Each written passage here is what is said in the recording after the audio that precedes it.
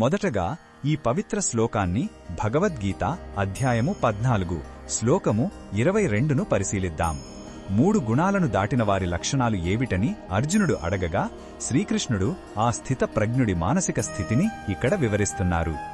మొదటగా ఈ పవిత్ర శ్లోకాన్ని భక్తితో విందాం. శ్రీ భగవానువాచ ప్రకాశం చ ప్రవృత్తిం చ మోహమేవ చ పాండవా నద్వేష్టి సంప్రవృత్తాని న నివృత్తాని కాంక్షతి. ఈ శ్లోకం అర్థమేమిటంటే, ఓ అర్జున, గుణాలను దాటిన వ్యక్తి తనలో జ్ఞానం అంటే సత్వగుణం, కార్యాచరణ అంటే రజోగుణం లేదా భ్రమ అంటే తమోగుణం కలిగినప్పుడు వాటిని ద్వేషించడు. అవి లేనప్పుడు వాటికోసం ఆరాటపడడు. అతను కేవలం సాక్షిగా స్థిరంగా ఉంటాడు.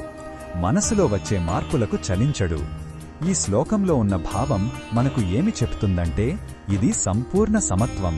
మన జీవితంలోని సుఖ దుఃఖాలకు, మానసిక ఒడిదొడుకులకు అతీతంగా ఉండటమే నిజమైన స్వేచ్ఛ. మనసులో కలిగే భావాలన్నీ ప్రకృతి గుణాల ఆట అని గుర్తించి వాటికి చలించకుండా ఉండటమే దీని సారాంశం.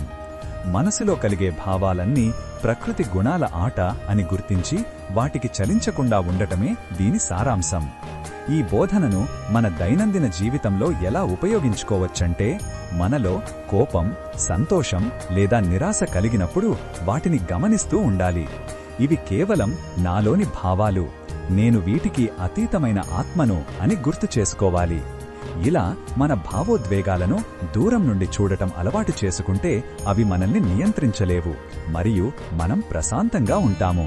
మరిన్ని భగవద్గీత శ్లోకాల అర్థాన్ని తెలుసుకోవాలంటే మా తదుపరి వీడియోలను తప్పకుండా చూడండి.